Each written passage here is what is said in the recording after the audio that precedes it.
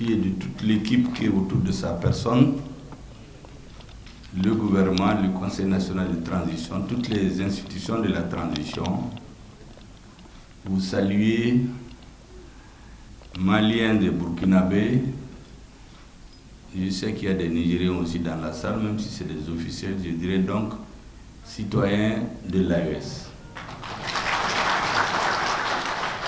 La rencontre que nous avons souhaitée avec vous aujourd'hui,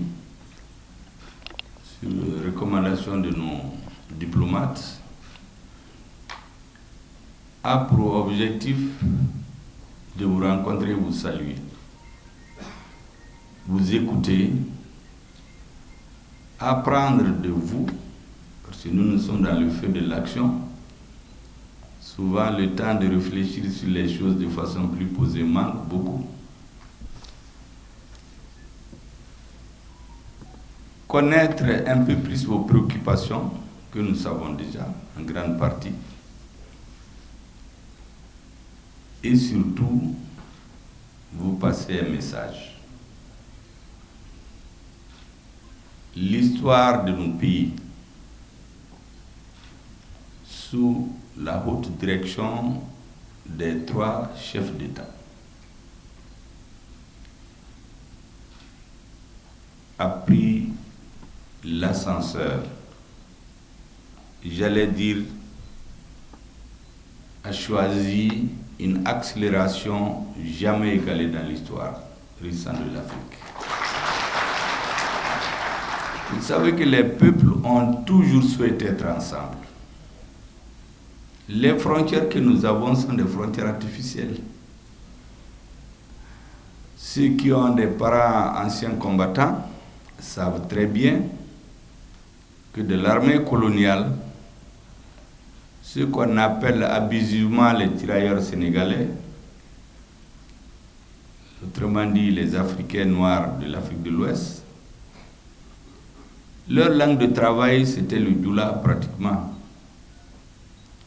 Parce qu'en réalité, les vrais combattants, les hommes les plus braves, ils venaient du Sahel, de la Haute-Volta en son temps, du Niger et du Mali. Ces hommes et ces femmes ont toujours souhaité être ensemble. Les contingences politiques ont souvent amené à des considérations loin des préoccupations des peuples. Aujourd'hui, un heureux concours de l'histoire, survenu à la suite d'un malheureux concours de ce qu'on appelle abusivement la lutte contre le terrorisme, ce heureux concours a fait que des dirigeants ont émergé de ces 3 peuples pour les conduire. Nous sommes convaincus, nous souhaitons, vers des lendemains meilleurs. Ces lendemains reposeront essentiellement sur l'affirmation de la personnalité de leur peuple, de la souveraineté de leur État, sur l'ensemble de leur territoire national, du respect strict de la forme républicaine et laïque de nos États. Nous avons donc des présidents qui se sont donné la main. Aujourd'hui, ce qu'ils attendent, c'est un soutien inconditionnel à toute épreuve, pour que même s'il leur arrive par circonstances historiques d'hésiter, la force et l'engagement du peuple va les pousser à aller de l'avant, au-delà des limites prévues. Vous savez, dans nos 3 pays, les régimes sont survenus par la suite d'un calcul longtemps mûri par ceux qui sont au pouvoir. Pour la plupart du temps, ils n'avaient jamais pensé arriver au pouvoir. Mais les souffrances des populations, sous le couvert de la lutte contre le terrorisme, donc l'insécurité est à la base de la survenue des gouvernements de transition dans nos trois pays. Et aujourd'hui, la claire conscience que ces hommes ont, qui sont tous des hommes qui ont fait le terrain ou ont commandé sur le terrain, c'est que sans l'affirmation totale de la souveraineté de nos États, l'affirmation de leur indépendance totale vis-à-vis de certains donneurs de leçons, nos peuples ne pourront pas aller de l'avant. Une fois cette donnée acceptée par tout le monde, donc la ligne est tracée.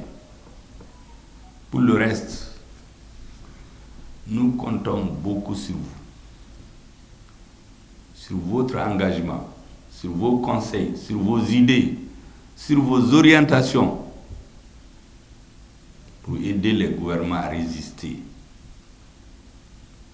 Parce que l'AES n'est pas du goût de tout le monde, pour ne pas dire plus. Beaucoup d'intérêts se sentiront et seront réellement menacés.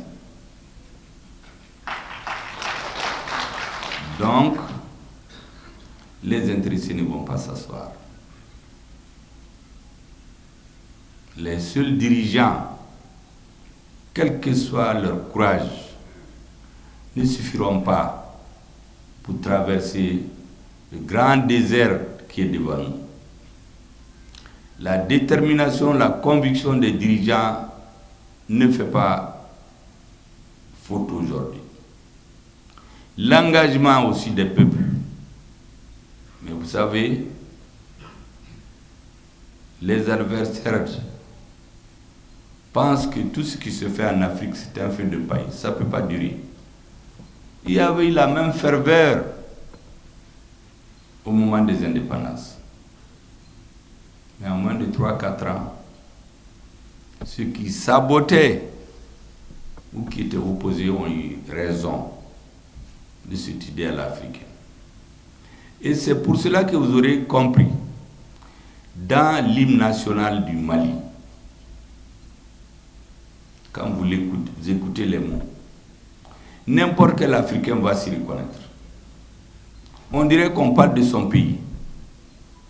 Et nous avons affirmé et écrit dans toutes les constitutions, quels que soient les pouvoirs politiques au Mali, que nous sommes prêts à abandonner tout ou partie de notre souveraineté au nom de la construction africaine. Cette partie a été reconduite dans la nouvelle constitution. Et par un heureux hasard des circonstances, 2 autres pays, dirigés par 2 autres hommes qui ont une claire conscience de d'où est-ce qu'ils viennent, où est-ce qu'ils sont et surtout où est-ce qu'il faut aller. Ces 3 hommes donc se sont donné la main, ont passé des messages. Quand le capitaine Ibrahim Traoré explique, fait de la pédagogie pour expliquer aux Burkinabés, mais par extension aux Africains, parce que moi je les suis régulièrement, que quand ils étaient sur le terrain, il a vu le laisser aller, la négligence des populations.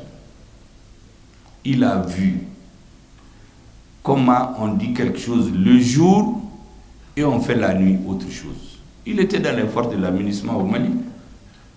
Ce qu'on disait aux Maliens et ce qu'on leur faisait faire comme militaires, c'était totalement différent. Et donc, il n'a pas besoin de lire dans les livres d'histoire pour une prise de conscience. Il l'a vécu. Le colonel Assimi Goïta fait partie des militaires qui ont été empêchés à cause d'intérêts obscurs de faire leur entrée à Kidal. Et les affaires du Mali ont trouvé des alliés, entre guillemets, à l'intérieur du Mali, pour effectivement bloquer nos militaires. Donc, toutes les trahisons, tous les doubles jeux, tous les doubles langages, tous les coups bas qui sont donnés à nos États, malgré son âge et l'âge de ses camarades, ils l'ont vu. Ils n'ont pas besoin qu'on leur explique qu'est-ce qui se passe. Ce qu'il fallait, c'est l'appel du peuple. Un appel désespéré auquel ils ont répondu un jour du 18 août 2020. Au Niger, il y a une phrase célèbre que je répète à l'envi, qui a été énoncée par le président Tchani au Mali. Il dit qu'ils veulent que l'AES ait comme objectif, et ils travaillent à cela, pour que le Sahel devienne non une zone d'insécurité, mais une zone de prospérité. Je pense qu'après ça, il n'y a plus de commentaires. Parce que c'est la conclusion d'un long débat. Et donc, quand vous retrouvez avec ces hommes d'expérience, de vision, qui n'attendent qu'être soutenus, parce que s'il n'y a pas la compréhension des peuples, ça ne peut pas aller loin. Quand on a la chance d'avoir des hommes avec une telle vision, nous avons l'ardente obligation historique et politique de les soutenir, de les encourager, de les aider à passer les caps. Ça, c'est le deuxième message, l'un des messages que je voudrais vous envoyer. Le troisième message, c'est de comprendre que les forces armées et de sécurité de nos trois pays, ce sont elles en réalité qui ont payé, qui payent, qui payeront toujours le coût le plus élevé pour la restauration de notre honneur et de notre dignité. Au Mali, dans les différents discours, je les appelle, pour ceux qui comprennent le doula, les monébodés. Vous avez en français, je ne sais pas comment on va dire, vous avez la douleur à l'intérieur qui vous ronge, et vous trouvez un docteur qui vous aide à sortir cette douleur et la soigner. En cela, on vous restitue votre santé et l'espoir. Elles ont donné à notre peuple le sentiment de fierté, le sentiment de pouvoir se prendre en charge, mais surtout la confiance. Et avec la confiance, nos peuples peuvent tout faire. Avec la confiance, on peut soulever des montagnes. Vous savez, c'est un grand pays. Ce qu'ils apprennent à leurs enfants dès qu'ils sont petits, on leur met dans le cerveau, on leur fait croire qu'ils sont les meilleurs au monde. Quand vous voyez un jeune Américain, il va tout de suite te dire qu'ils sont les meilleurs au monde. On les cultive depuis l'enfance. On veut leur donner la confiance. Et si nos peuples ont confiance, rien ne leur est impossible. Donc, gratitude éternelle à nos forces armées de sécurité, dans nos différents pays. Ce qui s'est passé récemment au Burkina Faso, C'était pour en finir avec le pouvoir en place. Une horde de plusieurs centaines de terroristes venus détruire une ville, un village, pour déstabiliser les autorités et faire perdre la confiance des populations de leurs forces armées de sécurité. C'était l'objectif recherché. Ils ont échoué lamentablement. Le Mali a pris Kidal. Tous les Africains se sont sentis soulagés. Mais comme par hasard, ceux qui nous imposent tout le temps des sanctions n'en ont pas parlé. Ils n'ont rien vu, ils n'ont rien entendu et ils n'ont rien écouté. Ils ont fait un sommet. Personne n'a parlé de la prise de Kidal. Or, notre armée a pris Anefis. Anefis, depuis 2012, a échappé à l'autorité de l'État malien. A pris Kidal, qui était un vrai bunker préparé par la communauté internationale et les terroristes. Au point que quand nous donnons rendez-vous à l'aménagement à 8 h, on vient nous dire qu'ils sont partis depuis 4 heures.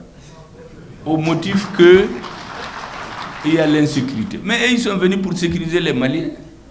Si vous ne pouvez pas vous sécuriser, vous allez sécuriser qui? Mais nous avons compris le jeu. En réalité, toutes les armes blindées, beaucoup d'armes dangereuses qu'ils avaient, ils avaient transmis ça aux terroristes. Et récemment, notre armée a bousillé beaucoup. Des blindés transmis aux terroristes. Et nous avons surtout pris Aguelhok. C'est là que l'armée malienne a été atteinte dans son honneur et sa dignité en 2012. Les soldats maliens ont été égorgés, éventrés, et nos parents arabes et touaregs qui étaient parmi fidèles à l'État malien, on les a éventrés pour sortir les intestins, les égorger. Pour quel but? En réalité, c'est pour les terroriser, l'armée malienne, faire perdre confiance à notre armée, 2. Et troisièmement, un message aux Arabes et aux Touaregs. Sinon, celui qui est mort, comme disent nos parents ivoiriens, Cabri mort là, il n'a pas peur de frigo ni de feu. Vous les avez déjà tués. Pourquoi vous allez les éventrer ou les égorger? Les Arabes et les Touaregs. En 2012. Et notre armée vient de prendre Aguelhok.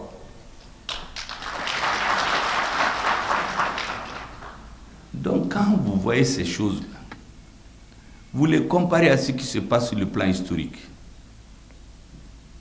Vous ne pouvez pas ne pas être sensible, sauf si vous avez un autre objectif. Je peux citer les mêmes types de cas au Niger. On a fait détruire ici là-bas de Chinagoden. On a détruit les systèmes de communication pour isoler les militaires du reste des autres et puis les exterminer.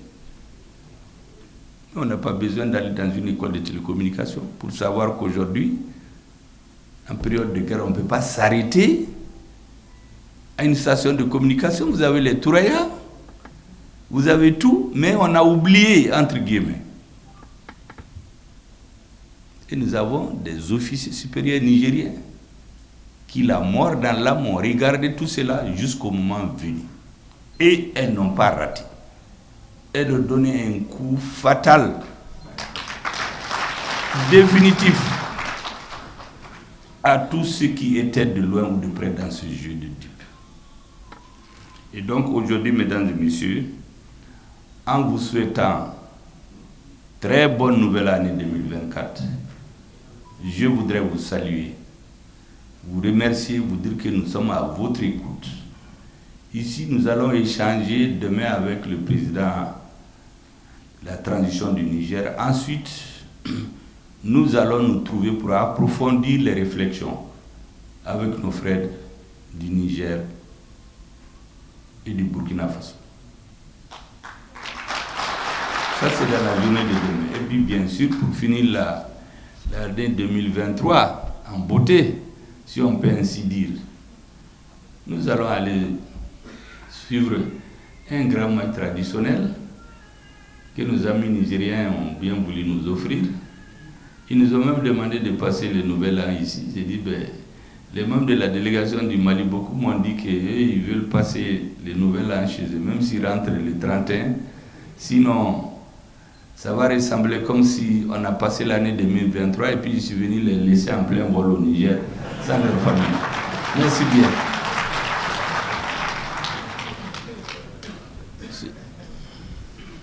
Merci à son Excellence, Monsieur le Premier ministre de la République du Mali.